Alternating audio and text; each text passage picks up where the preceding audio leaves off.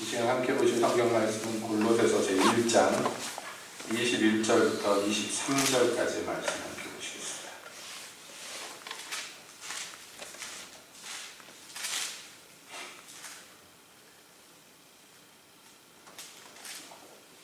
골로새서 1장 21절부터 23절까지 보겠습니다. 전에 악한 행실로 멀리 떠나 마음으로 원수가 되었던 너희를 이제는 그의 육체의 죽음으로 말미암아 화목케 하사 너희를 거룩하고 흠없고 책망할 것이 없는 자로 그 앞에 세우고자 하셨으니 만일 너희가 믿음에 거하고 터 위에 굳게 서서 너희 들은 바 복음의 소망에서 흔들리지 아니하면 그리하리라. 이 복음은 천하 만민에게 전파된 바요 나 바울은 이 복음의 일꾼이 되었노라. 아멘. 하나님, 이 시간에 주의 말씀을 저희에게 전하여 주시고 주의 복음을 저희 귀에 들려주시옵소서. 저희가 듣겠나이다. 예수님의 이름으로 기도합니다. 아멘.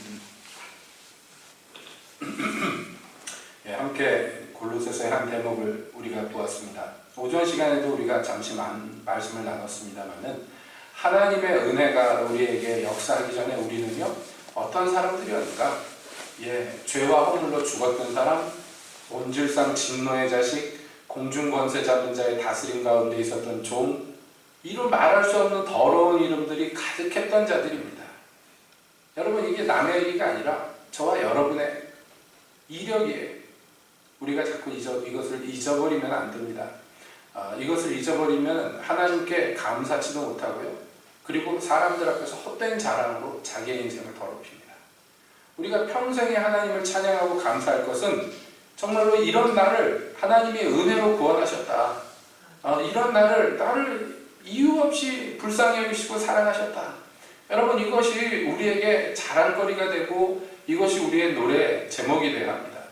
다른 것으로는 대신하면 안 됩니다. 그러므로 성경은 계속해서 우리에게 예전에 네가 어땠는지, 그때 하나님 너에게 어떤 은혜를 베푸셨는지 잊어서는 안 된다. 잊어서는 안 된다. 그렇게 얘기합니다. 하나님께서 공치사 하시려고 그러는 것이 아니라 우리를 위해서 그렇게 말씀하시는 것이에요. 만물 중에서 가장 더럽고 심히 부패된 것이 우리 사람의 마음이라. 이것을 누가 알겠습니까? 여러분, 그러므로 우리의 마음은 심히 부패되었고요. 또 한편 부패되는데 굉장히 쉽게 부패됩니다. 유제품이 더운 날씨에 부패되는 것보다도 우리의 마음이요, 부패되기가 더 쉽고 더 빨리 됩니다. 그러므로 부패되지 않도록 우리의 마음을 지켜주는 방부제 하나가 있는데 그것이 뭐냐? 주의 은혜를 생각하게 하는 것이에요. 주가 어떠한 은혜를 우리에게 베푸셨는지를 잊지 않는 것입니다. 이것만 잊지 않으면요, 하나님께 제대로 감사할 수 있고요, 사람들에게 좋은 노릇할 수 있습니다. 그러나 이것을 잊으면요, 불뚝불뚝 자기 권리가 생각나고 자기의 옛적에 누렸던 것들이 생각나고 자꾸 그래서 옛날로 돌아가게 되는 것이에요. 여러분, 이스라엘 백성들을 보십시오. 사람이 가히 말로 이룰 수 없는 그 영광의 경험들을 했습니다. 애굽에서 10가지 재앙이 내릴 때 그것들을 친히 몸소 경험을 했고요. 홍해가 갈라져서 그 바다 사이로 건넜습니다. 매일 아침마다 나가서 만나를 걷어먹고 있습니다. 반석에서 물이 나와가지고 그걸로 마셨습니다. 눈을 딱 떠서 보기만 하면 하나님의 영광의 불기둥, 구름기둥이 자기들을 두르고 있습니다. 그런데도 불구하고요, 기회만 되면 애굽으로 돌아가자. 그런 소리를 합니다. 그때 우리는 수박도 먹고 부추도 먹고 마늘도 먹고 그랬는데 이런 소리 금방금방 나옵니다. 얼마나 쉬부패하는지 몰라요. 그러므로 눈을 똑바로 뜨고 정신을 똑바로 차리고 여러분, 우리가 어떤 은혜를 입었는지 잊어서는 안 된다는 말이죠. 오늘 읽은 본문도 마찬가지입니다. 전에 악한 행실로 멀리 떠나 마음으로 원수되었던 너희를, 이렇게 전에 우리가 어땠는지를 먼저 얘기하는데요. 여러분, 이 우리말 어순에 대해서 제가 가끔씩 이야기를 합니다만은 틀린 말은 아닙니다만 우리말이 어순에 있어서 좀 그 핵심을 파악하기가 좀 힘든 그런 부분들이 있어요. 그건 민족성에서 비롯됩니다. 우리는 이렇게 정확하게 주제를 콕 집어서 얘기하는데 익숙하지가 않고요. 빙글빙글 돌려서 부드럽게 얘기하는데 익숙한 사람들이에요. 얼마 전에 TV를 봤더니 이란 사람이 나와서 자기 나라 얘기를 하는데 이란 사람들이 그렇게 거칠애로 말하는 게 많다. 그런 얘기를 합니다. 그래서 택시를 타고 가다가 이제 내렸어요. 그래서 택시 요금을 내야 되는데 택시기사가 괜찮다고 안 내셔도 된다고 그런답니다. 예. 우리 같으면 상상도 안 되죠? 그러면 아니라고 받으라고 손님이 그런데요. 그러면 괜찮다는데 왜 그러시냐고. 그러지 말고 받으시라고. 그러면 주시라고. 그래가지고 택시 요금을 받는데요. 예. 우리나라는 왜 3번 거절하잖아요. 보통. 예. 서로 막 미루잖아요. 그거보다도 업그레이드가 돼서. 그래서 외국인들이 실수를 저지르는 니다 왜 나한테 택시비를 안 받지? 공항에서 내려가지고 호텔까지 가가지고는 괜찮다고 안 받아도 된다고 그러면은 이 사람이 안 받아도 된다고 그러지? 그러면 얼씨구나. 그래서 고맙습니다. 그리고 내려버린대요. 그러면 그거 말도 못하고 끌탕을 한답니다. 택시 기사들이. 이건 예예요. 음식점에서도 밥 먹고 났는데 돈 안 받아도 괜찮다고 그런데요. 그건 절대로 그 말 고지고대로 들으면 안 된다. 그런 얘기를 합니다. 참 우스운 얘기인데 여러분 이 민족성이라는 게 이렇게 특히 언어 구사에 있어서 아주 잘 나옵니다. 그러다 보니까 우리나라 사람들도 직접 콕 찍어서 얘기하는 게 좀 무례하게 느껴질 때가 많이 있어요. 그러다 보니까 우리 언어가 좀 주제를, 핵심을 꼭 집어서 얘기하는 데는 조금 불리한 것이 없지 않아 있습니다. 그러니까 오늘 읽은 본문도 여러분 이걸 염두에 두시고 보면 좋습니다. 21절에 이렇게 되어 있죠. 전에 악한 행실로 멀리 떠나 마음으로 원수되었던 너희를, 이렇게 되어 있습니다. 여러분 정확하게 얘기하자면 지금 여기에서 21절에서 얘기하는 건 뭐냐면 우리 마음이 하나님과 원수되었다라는 얘기예요. 마음이 원수가 되었기 때문에 결과로서 무엇이 나왔어요? 악한 행실이 나왔어요. 그러니까 멀리 떠났던 건 뭐냐면 우리의 마음입니다. 우리의 마음이 하나님과 멀리 떠나서 이방인의 마음이 되어서 그래서 하나님과 원수가 되었어요. 그러다 보니 우리의 행실도요 악한 열매를 맺을 수밖에 없었다는 것이에요. 이게 원래 우리의 마음, 우리의 원래 모습이었다고 얘기합니다. 그러니까 사실은요 모든 부패와 모든 범죄와 모든 허물의 근본, 원천은 어디에 있느냐면 사람의 마음에 있다는 것이에요. 그러니까 우리 마음에 문제가 있는 거예요. 그렇죠? 여러분 우리의 마음에 문제가 있습니다. 느껴지십니까? 내 마음에 병이 있다. 이것을 아시겠습니까? 우리가 비록 지금 신분이 변화되었고 그리스도의 사람이 되었고 하나님의 은혜를 입었지만은 여러분 우리가 잊어서는 안 되는 거예요. 내 마음이 원래 어떤 존재였는가 이걸 잊어서는 안 돼요. 내 마음은요 쉽게 부패한다고 말씀드렸습니다만 내 마음은 원래 하나님과 가까이 있기를 싫어한다. 멀리 떠나기를 원하는 것이 내 마음입니다. 그리고 이 마음이 멀리 떠나서 멀찌감치해서 하나님을 볼 뿐만 아니라 우리의 마음은 원래 하나님과 원수되는 마음이에요. 하나님을 싫어하고 미워하고 거슬려 하는 것이 원래 우리의 마음이라는 것을 여러분 생각하셔야 됩니다.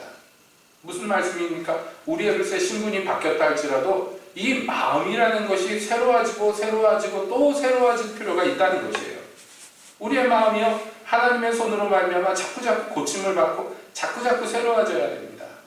그래서 내 겉사람은 부패하지만 내 속사람은 날로 새롭다고 사도가 이야기하는 것이에요. 주님의 역사가 내 안에서 운동할 때 제일 먼저 제일 중요하게 우리 주님이 관심을 가지시고 고치고자 하는 것은 바로 내 마음이더라는 것이에요. 그러니까 늘 말씀드리는 것과 같이 자기 마음을 신뢰하면 안 돼요. 내 마음은 요주의 대상입니다. 요거 원래 뭐였어요? 하나님과 원수였단 말이에요. 내 마음이. 그러니까 자기 마음을 잘 다스리는데 그래서 잠언에서 뭐라고 그럽니까? 성을 공격해서 함락하는 것보다 마음 다스리는 것이 더 힘들다 그래요. 여러분 고대 전쟁에서 제일 힘든 전쟁이 뭐냐면 성을 공격해서 함락하는 거예요. 그래서 손자병법에도 나와 있습니다. 성을 함락하려면 최소한 성 안에 있는 군사보다 3배가 많아야 된다. 이게 옛날에 전술에 나온단 말이에요. 3배 많다고 꼭 이기는 건 아닌데 최저한으로 병력이 3배 정도는 많아야지 일단 싸움을 붙어볼 수가 있다 하는 얘기예요. 그런데 그렇게 해서도 많은 희생을 치러야 되는 것이 성을 공략하는 것입니다. 그러니까 이 성을 공략을 어떻게 하느냐, 이것을 정말 전술가들이 옛날부터 많이 땅에 잔뜩 이렇게 쌓아놨던 거예요. 우리나라는 평지가 없기 때문에 별로 그런 것을 보기 힘듭니다만은 중국만 가도 딱 느껴지는 게요. 여러분, 중국에 이 황제가 사는 성을, 아니 황제가 사는 집을 뭐라고 불렀냐면 자금성이라고 부릅니다. 그 성이에요, 성. 이상하죠? 여러분, 우리나라는 뭐라고 그러냐면 궁입니다. 뭐 덕수궁이, 경복궁이 이렇게 돼 있죠. 근데 덕수궁, 경복궁 서울 가서 보신 분들은 알겠지만은 이거 그냥 큰 집입니다. 그 담을 두르고 있는 큰 집이죠. 그 성벽은 어디 있느냐면 저 바깥에 뭐 남대문이니 서대문이니 있었던 것이 옛날 성곽이란 말이에요. 서울 한양에 성곽이 있었어요. 그리고 그 성곽 안에 왕궁이 있는 이런 모양인데요. 중국만 가도 그게 힘들어요. 왜냐하면 평평하니까 어디다 성벽을 두르기가 힘드니까 아예 황제가 사는 집을 성으로 만들어 버렸어요. 그러니 작은 성을 가서 딱 느끼는 게 뭐냐면, 야, 진짜 이건 성이구나. 전쟁을 염두에 두고 만든 거예요. 이 황제의 집조차도. 그러니까 들어가는 게 힘들고 담이 있는 것이 아니라 그냥 성벽이에요, 성벽. 그래서 저 위에 있습니다. 근데 재밌는 건 중국 사람들이요, 그 성벽 위에다가 황제하고 황후 인형을 만들어가지고 이렇게 세워놨어요. 그러니까 옛날에 황제가 살았을 때 그렇게 했을 것이다, 뭐 그런 셈으로 세워놨는데 밑에서 보면 얼굴도 안 보여요. 저 꼭대기에 있어가지고. 그게 외성이에요. 또 들어가면 그 안에 또 성이 있어요. 내성이 있고. 그 안에 들어가면 또 성이 있어요. 그걸 비로소 궁이라고 부르는 거예요. 뭐 건천궁이니 무슨 궁이니 해가지고. 여기는 황제가 사는 궁, 여기는 황후가 사는 궁, 여긴 태자가 사는 궁, 이렇게 해서 그 안에 또 조그만 성벽들이 있어요. 그러니 이게 누가 봐도 전쟁 때문에 이렇게 만들어놨겠구나. 심지어는요, 그 성 바깥에 해자라고 해서 땅을 파가지고 물 채워놓은 거 있잖아요. 그게 있어요. 그러니 이게 전쟁을 얼마나 염두에 두고 만들었는가. 실제로 중국의 역사를 보면 이 작은 성을 함락하면 황제가 되는 거예요. 예, 전쟁에서 지다 맨 마지막에 지는 전쟁이 이 작은 성이 함락되는 전쟁입니다. 그러니 제 말씀이 좀 옆으로 빗나간 감이 있지만 뭐냐면, 성을 공략하는 것이 그렇게 어려운 일이란 말이에요. 힘든 일입니다. 우리나라 몽고군이 쳐들어와가지고 다 뺏겼는데, 여러분, 저기 강화도에 가가지고 숨었습니다. 청나라가 쳐들어왔을 때 병작을 한 데는 임금이 미처 거기까지 도망을 못 가가지고 남한산성에 숨었는데요. 여러분, 그 중국에 큰 군대가 왔는데 남한산성은 결국 함락을 못 시켰어요. 남한산성 못 가보셨죠? 못 가보셨죠, 여러분들은? 예. 저는 여러 번 가봤습니다. 가다가 아주 죽는 줄 알았어요, 남한산성. 예, 학생들, 힘이 뻗치고 그러는 애들, 소풍이다, 뭐 남한산성 간다, 그러면은 차를 타고 올라가면 그 성벽 꼭대기까지, 산성에까지 와서 내려주는데 선생님들이 그렇게 친절하지가 않아요. 학생들 버스 타고 오면 남한산성 밑에서 걸어 올라갑니다. 계단을 올라가는데 아마 지금 올라가라 그러면 3분의 1쯤 올라가다 죽었을 거예요. 예, 한참 젊었을 때니까 올라가는데 애들이 다 올라가면 순해져요. 그러니까 선생님이 통제하기가 쉬워요. 힘이 없어. 계단이 끝도 없어요. 그러니까 그 군대가, 청나라 군대가 함락을 못 시키는, 그 위에서 농성하니까. 결국엔 먹을 게 없어가지고 나와가지고 항복한 거지 전쟁에서 진 게 아닙니다. 그 산성 공략하는 게 얼마나 힘들까.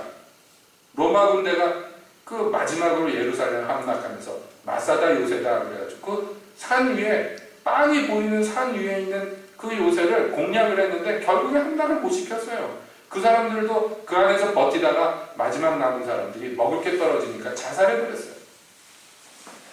여러분, 그 얼마나 전쟁에서 성벽 공격하는 게 힘들다니 제가 지금 누누이 말씀드립니다. 그런데 성경은요, 그게 더 쉽대요. 뭐보다? 자기 마음을 지키는 것보다 그게 더 쉽대요. 그러니 우리 마음이라는 것이 얼마나 관리가 필요한지 여러분 아시겠죠? 이게 얼마나 수고를 들여야 되는가 하는 거예요. 이게 많은 에너지를 쏟아야 된다는 것이에요.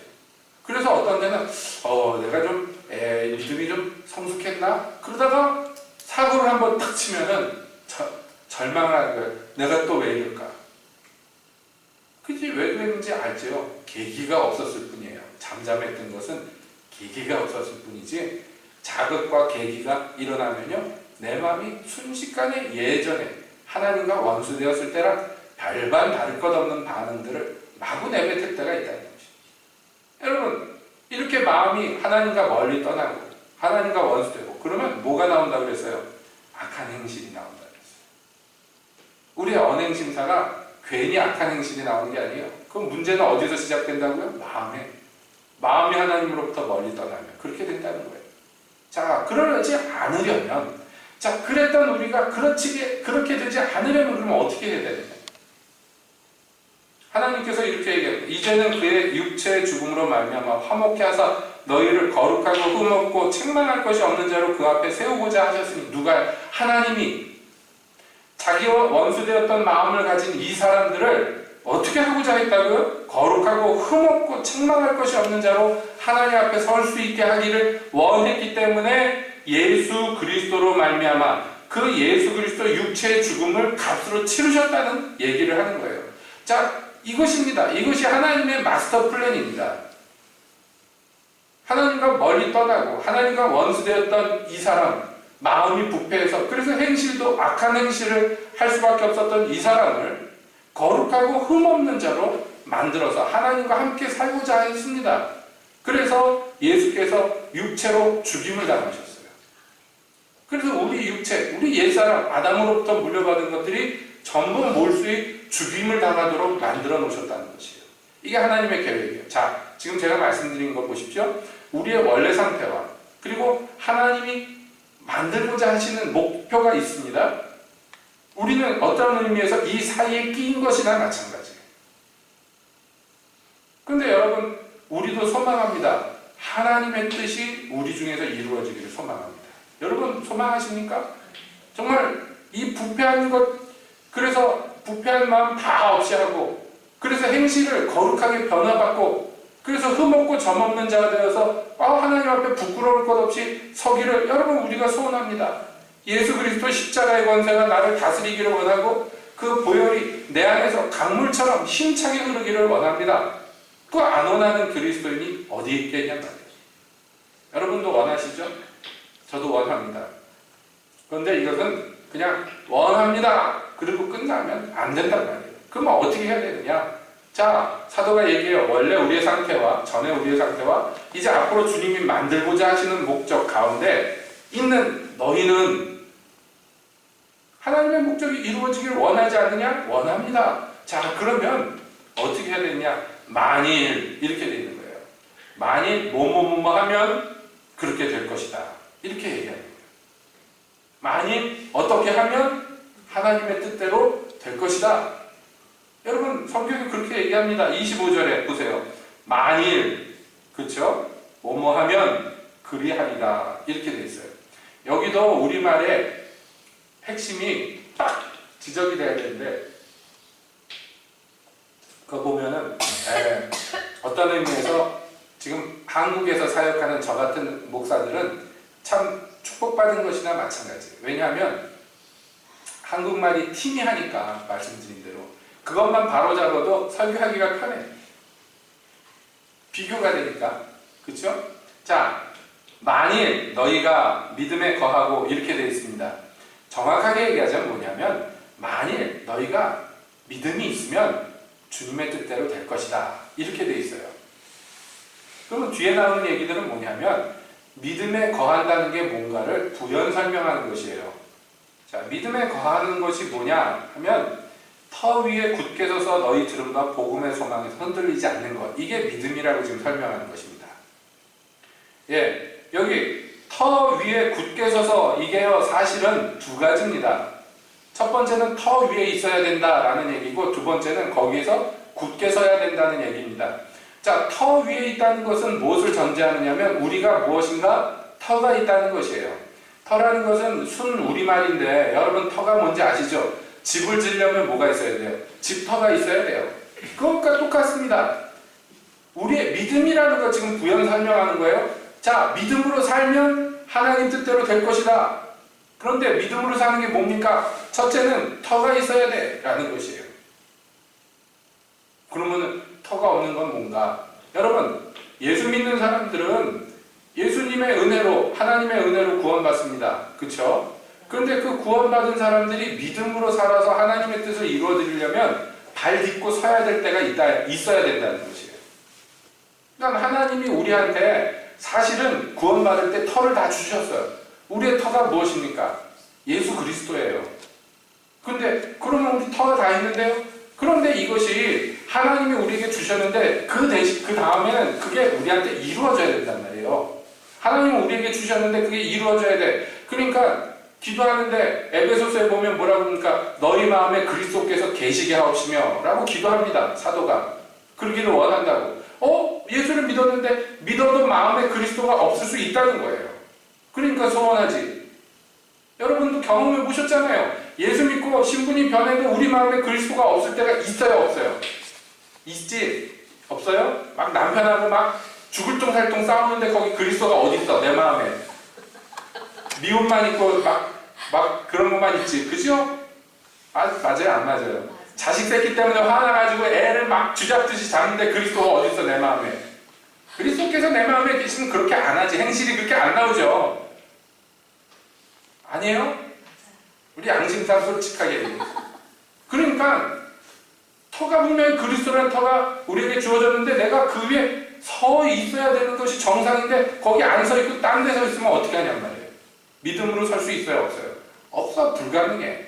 그러니까 우리가 믿음으로 하나님의 뜻을 이루어드리기 위해서 첫째 조건이 뭐냐면 터가 있어야 돼요. 딛고 섰는 자리가 있어야 돼요. 더 나아가서는 집을 건축할 만한 든든한 자리가 있어야 돼요. 나 하나 서 있을 뿐만 아니라 하나님의 일이 이루어지기 위해서는 바탕이 있어야 된단 말이에요. 터가. 그래서 시편 기자는 막 노래하잖아요. 주께서 내게 줄로 재어준 구역이 아름답습니다. 노래합니다. 자기가 하나님으로부터 받은 그 터를 보면서 그게 너무나 감사하고 아름답다고 노래하는 것이에요. 주님이 분명히 각 사람에게 합당한 터를 주셨는데 그것을 거절하면 어떻게 되냐? 거절하면. 그리고 엉뚱한 데다 자기 자리를 펴놓으면 어떻게 되겠냐 말이에요. 그 사람의 결국이. 믿음은 절대로 엉뚱한 데다 털을 닦아서는 절대로 믿음은 이루어질 수가 없습니다. 믿습니다. 무조건 믿죠, 여러분. 믿습니다. 믿으면 됩니다. 믿습니다. 안 돼요. 적법하게 하나님이 주신 적절한 터 위에 쌓아야 믿음이 세워지는 것이지 내 신념이나 내 생각이나 내 고집에다가 믿습니다. 아무리 외쳐도 그거 안 된단 말이에요. 이번에 선교지에 가가지고 미국에서 오신 목사님을 만났어요. 연세가 85이나 되셨어요. 재미교포 목사님인데 재미있는 것은 그분이 LA 한인회 초대 한인회 회장이에요. 그럼 그런가? 생각해보면 여러분 LA 한인회가 생긴 게 일제시대인가 생겼어요. 예? 해방되고 생겼는데 아니 그 어간에 생겼어요. 그러면 그때 초대 회장이 지금 85밖에 안 됐다면 이상하죠? 이상하지 않아요? 예? 벌써 진즉에 돌아가셨어야지. 보통 한인회 회장 됐다 그러면 환갑은 넘어야 될 거 아니에요. 일단 우리나라 정서상 어린 사람 시키는 거 아니잖아요. 그런데 그분이 초대 회장이래요. 자기가 왜 초대 회장이 됐는가 식사하면서 얘기를 하는데 얼마나 웃었는지 모릅니다. 그때 유명한 이승만 대통령 그 오른팔 하던 양반하고 뭐 누구하고 둘이서 초대 회장 후보였는데 그 미국에서는 무슨 회에 정식으로 법적으로 등록을 하려면 뭐 여러 가지 서류가 있어야 되잖아요. 우리나라도 그렇지만 그 서류가 법적인 뭐 정관 같은 걸 만들어야 되는데 그거를 이제 이분한테 만들라고 시켰대요. 그때 법을 공부하던 학생이었으니까 자기가 28살 때 그 초안을 잡았대요. 그래서 정관을 다 만들고 서류를 만들어가지고 이제 초대 회장이 거기다 사인을 해서 미국 정부에 제출을 하면 한인회가 발족을 하는 것인데 두 양반이 싸우느라고 회장이 안 됐어. 날짜가 이제 서류를 접수해야 되는 날짜가 됐는데도 정해지지가 않으니까 그 두 분이 싸우다가 그랬대요. 박군이 그러면 사인해가지고 내라고 일단. 그래서 써서 냈대요. 자기 이름 써서 냈더니 미국 정부에 초대 회장으로 등록이 돼버린 거예요. 그래서 당신이 법적으로 미국 정부에 등록된 한인의 초대 회장이라고. 물론 얼마 안 가서 두 분 중에 한 분이 진짜 2대 회장이 돼가지고 홀라당 뺏겨버렸지만 법적으로는 초대회장이 됐다. 그 말씀을 참 재미나게 하십니다. 연세가 많으신 분인데. 근데 그분이 미국에서 오랫동안 하나님 사역을 하면서 이런 경험한 것들을 이런저런 얘기를 합니다. 참 재밌게 들었는데요. 근데 그 얘기를 듣는 중에 정말 배운 것이 제가 많이 있었어요. 그 중에 하나가 뭐냐면 정말 우리의 터가 어디에 있어야 될까? 우리가 믿음이라는 게 있고 신앙생활이라는 것이 있는데 이 터를 잘못 닦으면 미국에서 오셨으니까 그게 피부에 더 느껴지실 거예요. 여러분 미국에서 제일 큰 교회가 있습니다. 우리나라 TV에서도 종종 나옵니다. 제가 몇 번 말씀드렸어요. 모모 목사님이 있는데 옷을 딱 입고 있는 양복을 보면요. 저 누가 봐도 저거는 비싼 양복, 디자이너가 만든 거. 모델 같아요, 목사님이. 보신 분들은 알 거예요. 누구 얘기하는지 아는 분들은 아실 겁니다. 모르시나요? 처음 들어보셨나요? 그 목사님이 아무튼 좀 버터 바른 것처럼 느끼하게 말씀하시는 분인데 그 메시지가 얼마나 인기가 좋은지 사람이 몰려와가지고 예배당을 큰 미식 축구 경기장을 샀어요, 교회에서. 그래서 그거를 예배당으로 바꿨어요. 그러니 관중석 자리에 있던 사람들도 다 관중석이 말하자면 이 회중석이 되고 운동장 있잖아요. 거기도 다 회중석이 됐어요. 그러니까 사람이 얼마나 많겠어요. 아주 크게 만들어 사람 들어와서 나오는데 그 메시지를 전합니다. 그런데요, 그 메시지에 예수님이 없어요. 이번에 오신 그 목사님이 그러는 거예요. 당신이 미국에서 제일 큰 교회를 보는데 한 번 예수님 얘기를 하는 걸 못 봤다. 그 양반이. 그런 얘기예요. 예수님이 없어. 그 복음에. 사람들이 다 기쁘게 듣는데 그 복음에 예수님이 없어요. 심지어는 어떤 미국의 그 TV 대담 프로그램에 나왔는데 거기에 사회자가 그 사람이 너무 막 이 목사님을 궁지에 몰두라고 질문을 하는데 막 그 목사님이 이제 막 자기 사역을 얘기를 하고 자기가 하는 일, 그 교회 얘기를 막 하는데 그러니까 듣다가 사회자가 질문합니다. 그럼 목사님은 다른 종교에는 구원이 없다고 생각합니까? 오직 기독교에만 구원이 있다고 생각합니까? 그렇게 믿고 가르치십니까? 이렇게 질문을 했어요. 그 질문하는 사람이 아마 유태인일 거예요. 그 사람이 유명한 그 진행자인데 기독교인이 아닙니다. 그 질문을 하니까 이 목사님이 아니라는 거예요. 다른 종교에도 구원이 있다는 거예요.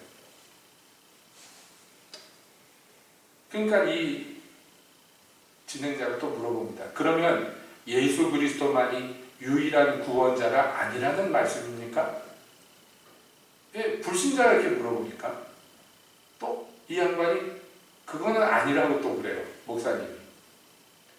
그러니까 그러면 기독교 말고도 다른 종교로도 구원받을 수 있다고 그러셨는데 그러면 예수 그리스도만이 유일한 구원자가 아니게 되는 거 아니냐? 그 말에 모순되지 않느냐? 이렇게 하니까 대답을 제대로 못하고요. 뭐 이 소리 했다 저 소리 했다 막 헛소리를 합니다. 이게 미국 TV의 전국 방송의 방영이 되어버렸어요. 그냥 이게 제정신이 아니죠.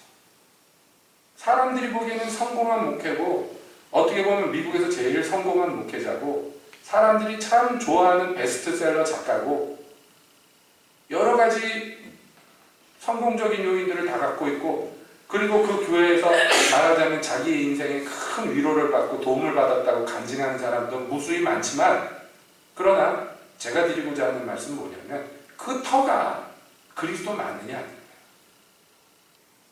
이건 한 예에 불과합니다. 여러분 우리나라는 뭐 별다릅니까? 여러분 우리나라 교인들은 별다릅니까? 많은 사람들이요 엉뚱한 터를 자기의 이 발밑에 두고 있단 말이에요. 그게 든든하다고 생각하기 때문에 그리스도보다 그게 더 자기에게 도움이 된다고 생각하기 때문에 그래서 돈이나 명예나 권력이나 기타 등등 자기가 의지할 만한 것을 자기 터로 삼고 거기에다가 집을 짓는단 말이에요. 여러분 이것은 이 집은요 나중에 꼭 불로 하나님께서 시험해 보시는데 그때 그 무슨 재료로 거기다 쌓아놨는지가 그 그 불 밑에서 시험을 통과할 때 다 드러날 것이라고 성경은 우리에게 얘기합니다. 그러니까 믿음으로 선다라고 얘기했을 때 먼저 요구되는 것은 그 터가 있느냐, 바르냐, 그 터가 무엇이냐, 이것입니다. 그린 다음에 그 터가 있다면 거기에 내가 굳게 서 있느냐. 자, 보세요. 터는 든든해. 요동하지 않는 터야. 그럼 그 위에 서 있는 사람도 굳게 서 있어야 돼요. 근데 예수 그리스도라는 터 위에 선 것은 참 감사하지만 거기서 자꾸 이리 자빠지고 저리 자빠지고 그러면 안 된단 말이에요. 거기 든든히 서야 돼. 뿌리를 콱 박고서 요동하지 않는 자로 딱 서 있어야 돼. 그렇죠? 굳게 안 서고 자꾸 비틀거리고 딴 데 나갔다가 외출했다 도로 돌아오고 이러면 안 된단 말이에요. 거기에다가 굳게 자기를 세워야 돼요. 굳게 세운 다음에 뭐 해야 돼요? 너희의 들은 바 복음의 소망에서 흔들리지 아니하면 그 위에 서서 뭘 할 것이냐? 주님께로부터 받은 복음이 있어요. 그 복음은 우리에 대한 약속입니다. 주님의 약속을 믿는 것이에요. 그 소망을 흔들리지 않고 굳게 끝까지 따라가는 것이에요. 주님께서 약속하신 것을 바랍니다. 이루어지기를 소망합니다. 그렇죠? 이 전체가 뭐라고 얘기하는 거예요? 믿음으로 선다라고 얘기하는 것이에요. 만일 이렇게 너희가 믿음에 서면 하나님이 너희한테 이루고자 하셨던 그 뜻이 이루어질 것이다 라고 얘기하는 거예요. 사도는 덧붙여 얘기합니다. 이 복음은 너희가 그 소망을 품고 요동하지 않겠다 하는 그 복음은 천하 만민에게 전파된 것이고 나도 이 복음의 사역자가 되었다. 이 복음의 일꾼으로 일하고 있다고 이 복음에 대해서 덧붙여 얘기하는 것이에요. 여러분, 교회는 그러므로 그리스도로 말미암은 복음, 우리 주께서 우리에게 주신 이 복음, 이것을 소망함에 그 기초를 둡니다. 자, 그러면 마지막으로 짚어야 될 것은 무엇입니까? 그러면 이 복음은 무엇인가? 이 복음은 만민에게, 천하 만민에게 전파된, 정확하게 얘기하면 천하 모든 피조물에게 전파된이라고 되어 있습니다. 그러니까 여기에는 사람도 포함이 될 것이고 하나님이 창조한 모든 창조물이 다 포함이 될 것입니다. 어떤 신학자들은 이거는 인간에게만 적용된다 이렇게 얘기하는데 그 말도 뭐 과히 틀린 것은 아닙니다만은 그러나 성경을 볼 때 천하 모든 만물이요 하나님의 아들들의 나타남을 심히 사모합니다. 왜냐하면 하나님의 아들 된 자들이 타락함으로 말미암아 모든 만물이 덩달아 죄의 권세 아래 타락해버렸단 말이에요. 그래서 만물이 그 죄의 권세 아래에서 살기는 살지만 그러나 신음하고 있습니다. 그래서 하나님의 아들들이 정식으로 나타나서 그래서 그 권세가 하나님의 다스리심이 다시 회복되기를 우리 인간들뿐만 아니라 천하 만물이 소망하는 바랍니다. 하나님의 뜻이 다시 이루어지기를. 그래서 주께서 예수 그리스도로 말미암아 마지막에 이루시는 게 뭐예요? 새 하늘과 새 땅이라고 얘기하는 것이에요. 온 천하를 새롭게 하는 거예요. 모든 만물을 그리스도 앞에서 통일되게 하시는 거예요. 그리스도 안에서, 그래서 그리스도 안에서 하나가 되어서 그리스도의 다스림 가운데 연합되게 만드는 것. 이게 주님이 궁극적으로 이루시는 것입니다. 하나님의 복음은 예수 그리스도가 이 땅에 임하심으로 말미암아 선포됩니다. 온 우주 만물까지 이 모든 다스림 가운데 들어갑니다. 그 중에서도 특별히 우리 인간, 인류는 아주 큰 책임을 지고 이 복음을 듣습니다. 나 한 사람이 회복될 뿐만 아니라 다른 사람도 회복하실 뿐 아니라 더 나아가서 우리가 하나님의 아들과 하나님의 딸로 삼으로 말미암아 천하 만물이 복을 받는 것이에요. 여러분, 이 복이 모든 육체에게 미치게 하는 것. 여러분, 이것이 우리가 받은 복음의 궁극적인 목적 아닙니까? 사도는 그래서 얘기하는 거예요. 이 복음의 일꾼으로 나도 선택되었다고. 자, 여기에서 성경이 얘기하는 게 무엇입니까? 보세요. 우리가 거룩하고 흠없고 점없는 자로 하나님 앞에 서기를 원합니다. 이게 주님이 원하시는 것입니다. 그것을 위해서 우리에게 이 복음을 들려주셨고 믿음에 서서 이 복음으로 굳게 붙들고 나아가기를 원합니다. 근데 여기에 무엇이 포함되어 있는 거예요? 이 복음이 우리로 말미암아 또한 복이 되어서 흘러나가는 것까지 원하신다는 것이에요. 그러니까 앞서서 믿음에 굳게 서는 것에 대해서 얘기했는데 이것은 어떤 면에서 자기 개인에게만 국한되는 것인지도 모릅니다. 그렇죠? 사실은 거기서부터 시작돼야 되죠. 그 하나님이 주신 그리스도라는 터 위에 내가 올라서야 되고 거기에 요동하지 않는 사람이 돼야 되고 거기에서 주가 주신 복음의 소망을 굳게 붙드는 자가 돼야지 믿음의 사람입니다. 여기로부터 모든 것이 시작됩니다. 그러나 믿음이라는 것은 또 복음이라는 것은 그렇게 어떤 의미에서 개인주의적인 것으로 맞춰버리는 것이 아니라는 거예요. 그래서 사도는 덧붙여 얘기하는 거, 이 복음이라는 것은 천하 만물에게 전파되는 것이다 라고 얘기하는 거예요.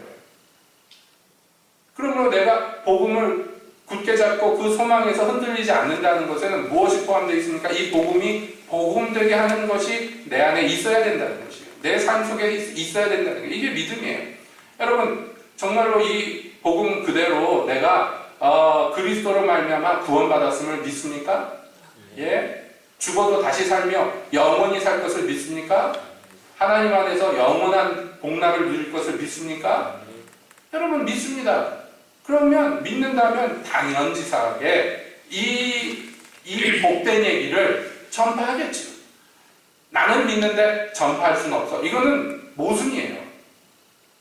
이거는 기만입니다. 이것을 내가 믿는다면 당연하게 전파합니다. 그렇지 않아요, 여러분? 네. 하다못해 어떤 약국에서 약을 사 먹고 병이 나면 그 약국 용하다는 얘기 하잖아요, 돌아다니면서. 그래가지고 자기처럼 비슷한 병 걸린 사람 보면 무조건 가서 거기서 약 사 먹으라고 얘기합니다. 옳든지 그러든지. 옛날에 요즘에는 약선전 많이 안 합니다만 옛날에 우리나라 약선전 얼마나 많이 했어요. 거기에 그런 약선전이 있었어요. 기억나시나 모르겠는데 그 돌아가신 그 가수 중에서 이름이 헷갈리는데 이상균가 뭔가 투실투실하게 생긴 그 가수가 어떤 친지를 데리고 병원에 가는 그 아직도 제가 기억납니다. 병원에 가서 의사한테 진단을 받는 거예요. 의사가 얘기합니다. 데리고 온 사람한테 과민성 대장 증상입니다. 그랬더니 옆에 있던 그 이상규라는 사람이 뭐라고? 내 말이 맞지 않냐고. 그러면서 나오는 문구가 과민성 대장 증상에 뭐뭐뭐뭐 그리고 약 이름이 나온단 말이에요. 그게 광고 내용입니다. 그러니까 그 얘기가 뭐예요? 자기가 옛날에 그런 증상으로 고생할 때 이 약 먹고 낫다는 거예요. 그래서 같은 증상을 가진 사람한테 너도 과민성 대장 증상이라고 얘기를 하는 거예요. 그러니까 이 사람이 안 믿으니까 의사한테 데려가서 진료를 받고 봐라 내 말이 맞지. 그 광고 내용이 그겁니다. 근데 얼핏 보면 이거 되게 무서운 얘기거든요. 예, 왜냐하면 증상만 보고 옆에 자기 주변 사람을 자기가 진단하고 약 사 먹으라고 그러는 거 이거 우리나라에서나 통용되는 정말 험악한 얘기입니다. 예, 과민성 대장 증상이 아다리가 잘 맞아서 그 약 먹으면 다행이지만 위암이나 뭐 대장암 이런 거 걸린 사람이면 어떻게 할 거예요? 과민성 대장 증상이니까 나도 너랑 똑같았으니까 너 이 약 먹으라고. 그래서 사람 잡을 수 있는 거죠. 그래서 우리나라에서 약선전 많이 못하게 그게 법으로 금지하는데 요즘 슬금슬금 또 약선전들 하더라고요. 아무튼 그게 광고가 그렇게 건전하지 못하지만 여러분 이게 일상에서 우리가 경험할 수 있는 얘기예요. 자기가 이런 것으로 고통받아봐갖고 그래서 이렇게 해서 나았다. 그러면은 그것을 옆에 사람한테 권하는 것이 정상적인 얘기라요. 그냥 복음에 굳게 서 있다는 것도 마찬가지입니다. 복음을 끝까지 요동하지 않고 붙든다는 것도 마찬가지예요. 여러분 정말 그 복음이 나를 구원하였고 나를 바르게 만들어줬고 하나님과 원수되었던 내 마음을 변화시킨다. 여러분 이것을 우리가 은혜를 누리고 믿는다면 이것을 당연하게 천하 만물에게 전파하겠죠. 그래서 사도 바울은 얘기하는 거예요. 나도 이 복음의 일꾼이라고. 나도 이 복음을 전하는 자가 되었다고. 그것은 나만 그렇다는 얘기가 아닙니다. 너희도 그렇다는 얘기를 지금 사도 바울이 하고 있는 것이에요. 이 짧다면 짧은 몇 구절을 통해서 우리가 지금 하나님께서 우리 안에서 이루고자 하시는 바를 함께 살펴봅니다. 그 전에 하나님을 미워하고 하나님과 멀리 있기를 좋아하고 하나님과 원수되었던 마음을 소유했던 나. 그래서 맺는 열매라고는 전부 죽음의 열매밖에 맺을 수 없었던 나. 그 나를 예수 그리스도의 육체를 죽임으로 말미암아 새롭게 하시고자 합니다. 하나님. 그 은혜가 우리에게 미쳤습니다. 그래서 오늘날 우리가 그리스도인이 되었습니다. 자, 그렇다면 이제 우리는 어떻게 해야 될 것인가? 주님이 원하시는 대로 믿음에 굳게 서서 그 터 위에 굳게 서서 요동하지 않는 사람, 우리에게 주신 바 복음의 소망을 굳게 붙드는 사람이 되어야 될 것이고, 더 나아가서는 이 소망을 다른 이들에게도 전파하는 그런 살아있는 복음의 소유자가 되어야 될 것이다. 성경은 그것을 얘기하는 것입니다. 그러므로 우리가 어떻게 하든지 우리 개인의 구원을 온전하게 이룹시다. 그리고 나아가 우리가 받은 이 복음이 살아있게 만들기 위해서, 이거 천하 만민에게 전파되는 게 복음이에요. 복음의 정의가 그거예요. 그러니까 정상적으로 그렇게 되기를 힘써야 돼요. 제가 계속해서 여러분께 말씀드리는 것처럼 내가 어찌하면 이 복음을 증거하고 전파하고 가르치고 퍼뜨릴 수 있을까 고심해야 됩니다. 내가 어떻게 하면 다른 사람들에게 이 복을 끼치게 될 수 있을까? 여전히 하나님과 마음으로 원수된 사람들을 어떻게 하면 하나님 앞에 부끄러울 것 없이 설 수 있는 사람으로 이끌 수 있을 것인가? 여러분, 이걸 고심해야 돼요. 그렇지 않으면 내가 붙잡은 복음이라는 거 이거 자체도요, 부패합니다. 아주 부패합니다. 바리새인들이 부패된 것은 그들이 갖고 있는 율법이 나빠서 그런 것이 아니란 말이에요. 예수님이 말씀하셨어요. 그들이 전하는 말은 듣지만 그들의 행실은 본받지 말라 그랬어요. 그들이 말하는 율법 자체가 뭐가 악하겠습니까? 하나님이 사람이 지키면 능히 그것으로 말미암아 생명을 얻을 만하도록 하도록 이 율법을 주신 것인데, 그것이 이 유대인들 사이에 들어와서 부패한 독이 되었고 사람을 죽이는 것이 되었어요. 왜 그렇습니까? 자기들이 복의 근원이 되고 천하 만민이 자기들로 말미암아 복을 받아야 된다는 것을 잃어버렸기 때문에, 그래서 오직 자기들의 유익을 위하여서만 이 율법을 사용하였기 때문에 그것이 변질되어서 예수 그리스도를 십자가에 못 박게 만들었어요. 여러분, 우리에게 전해진 복음도 역시 마찬가지입니다. 나 개인만을 위하여 이 복음이 머물러 있으면요, 필연코 변질되고 썩게 되고, 그래서 그것이 사람을 죽입니다. 사람을 죽입니다. 서울에 있는 큰 교회에서 오랫동안 제자훈련, 그것으로 유명했던 교회에서 재정적인 문제와 부도덕한 문제 때문에 대한민국 전체를 시끌시끌하게 하는 것, 그거에 대해서 본인 교회에 오래 재직했던 분들이 저마다 얘기하는 거예요. 우리가 제자훈련을 수십 년 받았는데 왜 안 나가고 전부 이 안에 모이려고만 하느냐. 그러니까 오늘날 이 꼴이 된 거 아니냐 하고 그 교회 중직들이 스스로를 책망합니다. 근데 그것이 과연 틀린 말이 아니에요. 여러분, 오랫동안 그 교회 교인들을 훈련시킨 목적이 뭡니까? 나가서 복음을 증거하고 천하 만국의 복음이 증거되고 복이 끼쳐지기 위해서 시작한 것인데요. 그 사람들이 자꾸 점점 자기들끼리만 모이고 여기 예배당이 작으니까 수천억 들어가지고 크게 접으자. 그 온갖 불법과 탈법을 통해서 그것을 짓고, 그것을 주도하던 목사님은 여러 가지 부도덕한 것이 걸려가지고 정말 세간에 하나님의 이름을 더럽히고. 여러분, 이게요 남의 얘기가 아닙니다. 말씀드렸잖아요. 주께서 은혜로 주신 복음이라 할지라도 자기들 안에서만, 자기를 위해서만 거기에서 통용되면요 썩어요. 냄새나요. 변질됩니다. 그러므로 우리가 고심해야 됩니다. 전에 광고 드린 대로 5월 말째 주에 우리 교회를 좀 와달라. 우리 교단의 목사님께서 하도 강권하셔서 마음으로 그래야 되겠구나. 근데 연락이 왔어요. 교회에서 5월 달에 너무 행사가 많으니까 그 목사님 6월 말째 주에 오시면 어떠냐고. 참목사 시간이 어떠냐고. 그게 안 됐다고. 제가 외국을 가야 돼서 안 된다고. 말씀을 드렸어요. 어떤 때는 안 돼. 요번에 그러면 수련회 오냐? 노회 총회 수련회 오냐? 못 간다고. 지난번에 그랬죠. 중국 가느라 못 간다. 그러니까 요번 주에 있는 노회 모임에 오느냐? 요번 주에는 필리핀 가서 못 간다. 얘기하다 보니까 제가 한국에 없을 때만 시간을 잡으시는 것 같아요. 그 얘기하다 보니까 그 목사님이 속으로 웃을 것 같아.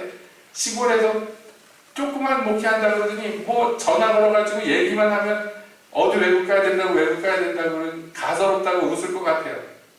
큰 교회도 아니면서. 그 전화를 끊고 나서 생각을 해보니까 야 참 이거 뭐라고 설명할 길이 없는 거예요. 설명할 길이. 감사하죠. 여러분 생각해보면 우리가 감사한 거예요. 서울은 고사하고 한국에서도 제일 오지. 울진이 제일 오지. 아닙니까? 제일 오지 맞지 뭐. 여기보다 오기 힘든 데가 없잖아. 한국에서. 있다면은 울릉도 정도? 마라도 정도? 섬 아닌 이상 육지에서 이렇게 오기가 힘든 데가 어디 있어요. 근데 하나님께서 여러분 우리 교회를 이렇게 열어가지고 사용하시고 선교회도 사용하시는 거 참 감사합니다. 생각해보면 감사합니다. 제가 내세울 이력이 있어요? 뭐가 있어요? 외국에서 뭐 물어보면 이력이 없잖아요. 제가 뭐 외국을 유학 갔다 왔습니까? 무슨 박사학위가 있습니까? 아무것도 없는데 이력이 없는데 하나님께서 써주시는데 참 감사하지요. 네.